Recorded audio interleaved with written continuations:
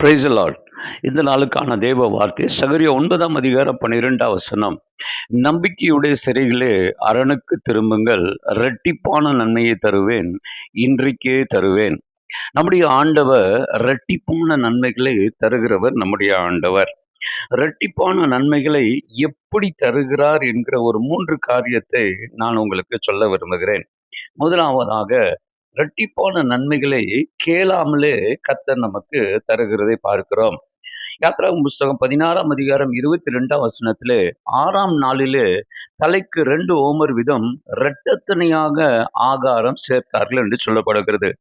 தினந்தோறும் ஒவ்வொரு நாளும் அவர்கள் மன்னாவை சேகரிக்கும் போது, அதை சேர்த்து சேகரிக்கும் போது கெட்டு போய்விடும்.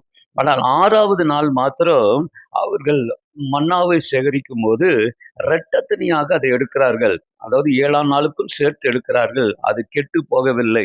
இது தேவனே அவர்களுக்கு கொடுக்கிற ஒரு ஆசீர்வாதம். அருமையானவர்களே, தேவனுடைய பிள்ளைகளுக்கு கேளாமலே கர்த்தர் சில ஆசீர்வாதங்களை கர்த்தர் தருகிறதை பார்க்கிறோம். சவுலானவன் கழுதையை தேடி போகிறான். 1 சாமுவேல் 9ஆம் அதிகாரம் 10ஆம் அதிகாரத்தில் நீங்கள் வாசிக்கும் போது சவுல் கழுதையை தேடி போகிறான். ஆனால் கேளாமலே கர்த்தர் அவனுக்கு ராஜ பதவியை கர்த்தர் கொடுக்கிறதை பார்க்கிறோம். அப்படி என்றால் நம்முடைய ஆண்டவர் முதலாவது கேட்காமலேயே நமக்கு கர்த்தர் தருகிறார்.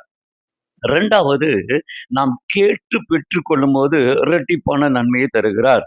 எலியாவை குறித்து நாம் வாசிக்கிறோம்.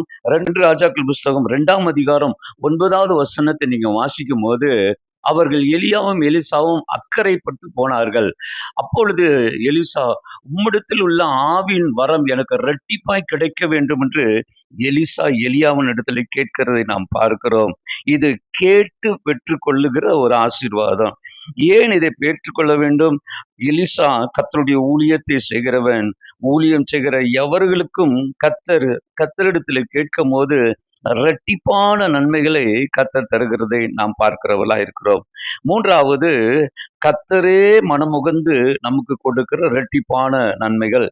யோபின் புஸ்தகம் 42வது அதிகாரம் 10வது வசனத்தை நீங்க வாசிக்கும் போது, அந்த வசனத்தினுடைய 2வது பகுதி சொல்லுகிறது, கர்த்தர் அவன் சிறையிருப்பை மாற்றினார், யோபுக்கு முன் இருந்த எல்லாவற்றை பார்க்கிலும் இரட்டத்தனையாய் கர்த்தர் அவனுக்கு தந்தருளினார் என்று எழுதப்பட்டிருக்கிறது.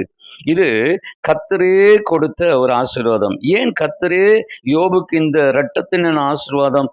அவன் உபத்திரவத்தின் வழியாக கடந்து போனதினாலே, அவன் உபத்திரவத்தின் பாடுகளை அவன் ஏற்றுக்கொண்டதினாலே கர்த்தரே அவனுக்கு மனமுகந்து இரட்டத்தையான ஆசீர்வாதத்தை தருகிறார். ஒருவேளை நீங்கள் உபத்திரவத்தின் வழியிலே, பாடுகளின் வழியிலே நீங்கள் கடந்து போவீர்கள் என்றால், நிச்சயமாகவே கர்த்தரே மனமுகந்து உங்களுக்கு இரட்டிப்பான டபுள் போர்ஷனான ஆசீர்வாதத்தை தருவார். இந்த நாளிலே இந்த 3 விதமான ஆசீர்வாதங்களை நீங்கள் இரட்டத்தனையாய் பெற்றுக்கொள்ளுங்கள். நிச்சயமாக இந்த நாள் ஆசீர்வாதமாய் இருப்பீர்கள். God bless you.